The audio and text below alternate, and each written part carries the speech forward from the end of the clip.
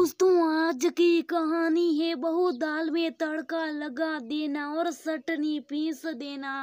दोस्तों, कहानी शुरू करने से पहले अगर हमारे चैनल को सब्सक्राइब नहीं किया हो तो कर लीजिए ताकि आपके पास पहुंचे हर रोज नया वीडियो।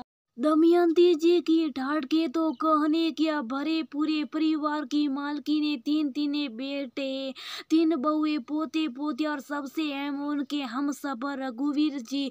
पूरी जिंदगी संघर्ष करते हुए बिना एक पेड़ का सैन लिए बीता दिया उन्होंने, पर अब वृद्धावस्था का ये समय भरपूर आनंद में व्यतीत कर रही हैं। जैसे रघुवीर जी अपने कार्यालय से अवकाश प्राप्त होकर इत्मीनान हुए हैं, दमयंती जी ने भी घर के तमाम काम काज से संन्यास ले लिया। भूलकर भी रसोई घर में नहीं जाती। हाँ, कभी कभार पति अथवा बच्चों की कोई विशेष फरमाइश हो तो जरूर बताती हैं, पर बहुओं की बाकायदा क्लास लग जाती हैं तब। दमयंती जी के कहे अनुसार इतनी तैयारियां करती है बेचारी, तीस पर भी उनके मन माफिक नहीं होता, और फिर जब व्यंजन बनकर प्रस्तुत होता है तो सारा क्रेडिट सासू माँ को मिल जाता। आखिर कलसी तो उन्होंने चलाई थी, इसलिए बहुओं ने धीरे धीरे अपने पतियों को समझा बुझा दिया कि तुम्हारी इस फरमाइश में हमारी हालत पतली होती, इसलिए बेहतर है डायरेक्ट हम ही कह दिया करो। दूसरा, दमयंती जी का सख्त स्वभाव। आज के समय में भी उन्होंने पहले वाली कड़क सासू माँ की छवि बनाए रखी। एक भी मौका नहीं सूखती बहुओं को ताना देने और कोसने में। खैर, जब सार बर्तन होंगे तो खटखट होगे ही। घर घर में इस तरह की घटना तो होती है। बहुओं ने कामों को बांट लिया, समय पर अपने काम को अपने हिसाब से कर लेती, ले देकर सब कुछ ठीक ठाक चल रहा था, परंतु कोई भी व्यवस्था आखिर कितने दिनों तक बिना व्यवधान चलती। बड़ी बहू को लगता सबसे ज्यादा काम उसी के जिम्मे है, तो मंजली और छोटी को भी कुछ ऐसा ही लगता। संयुक्त परिवार की नींव थोड़ी थोड़ी हिलनी शुरू हो गई थी। तभी मंजले बेटे को नौकरी में तरक्की के साथ तबादला का ऑर्डर मिला। दमयंती जी थोड़ी उदास जरूर हुई, लेकिन बेटे को प्रमोशन भी तो मिला था। अब कोई माँ भला इस बात पर कैसे उदासी दिखाए। तब हुआ कि मंजले बेटे बहु बच्चों को लेकर अपनी नौकरी पर चले जाएंगे।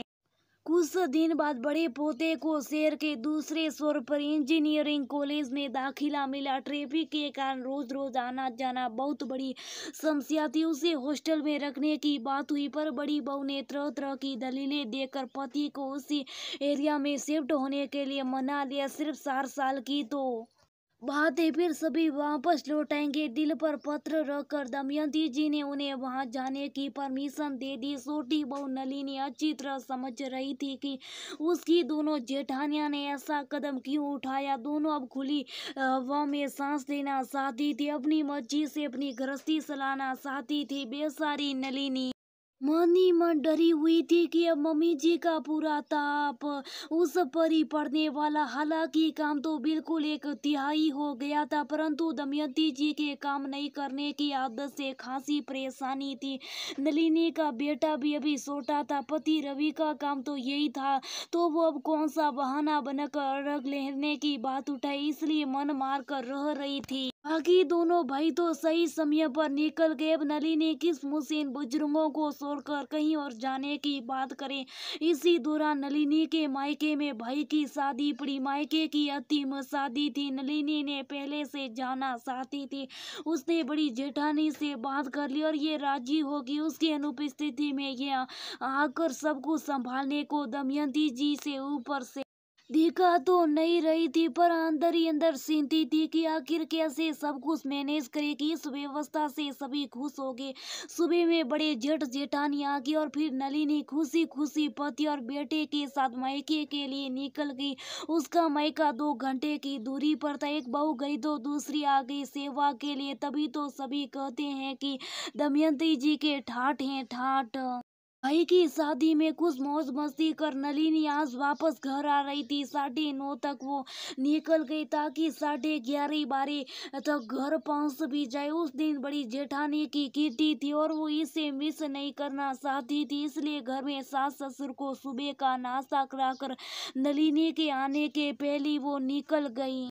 नलिनी को घर आते आते 12:30 हो गया था। घर पहुंची तो देखा भाभी जा सूखी और मम्मी जी दिन के खाने के लिए सब्जी काट रही। नलिनी का दिमाग थोड़ा गर्म हो गया, पर करे तो क्या करे। खुद ही सोच रही थी कि पहले चाय बनाकर पिएगी और दोपहर के खाने की तैयारियों में जुट जाएगी। वैसे मम्मी को सब्जी काटता देख उसका शरारती दिमाग खुश तो जरूर हो गया, पर कमरे के अंदर आते पूरा समीकरण बदल गया। सुनो नलिनी, खाना बनाने का टाइम हो गया तो पहले खाना बनाई लो। सब्जी काटते काटते वे बस वहीं आते पर रुक गई और सब्जी का ट्रे और एक कटोरा पकड़ा कर फिर से बोली, कार से आई हो, गंदी तो हुई नहीं होगी, पहले इसको काट दो। फिर दाल बैठा दो, एक तरफ सब्जी बना देना और दाल हो जाएगा तो पुलाव, फिर दाल में तड़का लगा देना और चटनी पीस देना, सलाद भी काट देना। तुम सबको भी तो भूख लगी होगी। एक साथ 100 घड़ा पानी पड़ गया नलिनी के ऊपर, जैसे बहू न होकर काम करने की मशीन हो। उसने तिरछी निगाह से अपने पति रवि को देखा। वो खुद नजरें चुरा कर दूसरी तरफ देख रहा था। पास में बैठे रघुवीर जी समझ गए अब इन बेटा बहू का नंबर आने वाले। ये दोनों भी बहुत जल्द अलग रहने के बहाने ढूंढने वाले। पर इस बार उन्होंने तो किया कि दमयंती जी इस विषय पर बात जरूर करेंगे। उनकी तानाशाही का ही परिणाम है कि एक ही शहर में होने के बावजूद सब अलग अलग रह रहे। वैसे इसमें भी कोई बुराई नहीं, जैसे मन करे वैसे रहे। हाँ, जरूरी है कि आपसी प्रेम और सौहार्द बना रहे, परंतु दमयंती जी के कड़े स्वभाव के कारण इसमें भी सदैव वही बात जिसका डर था। आए दिन की किसकी से परेशान होकर रवि ने पैरवी आदि लगाकर अपना तदबलवा करवा लिया और बहुत जल्दी वो भी सब परिवार शिफ्ट कर गया। अब घर में बच्चे दमयंती, रघुवीर और एक फुल टाइम मेड। पूरे सप्ताह खाली घर काटता है, परंतु सप्ताह बच्चों के आने से गुलजार हो जाता। रघुवीर जी ने तीनों बेटों से बात कर उन्हें बारी बारी से विकेट पर आने को कहा। कोई पर्व त्योहार हो तो सभी जुट जाते, वरना हर शनिवार रविवार एक न एक बेटा दमयंती और रघुवीर जी के पास जरूर आ जाता है। कभी सपरिवार तो कभी सिर्फ अकेले। बुजुर्ग दंपति इस व्यवस्था में भी खुश है। सभी अपनी अपनी जगहों पर खुलकर सांस ले रहे। दूरी दूरी की भी हो गई और शब्दों की निकटता भी बढ़ गई। तभी तो कहती हो दमयंती जी के ठाटे पति और बच्चे तभी इनका ख्याल रखते हैं।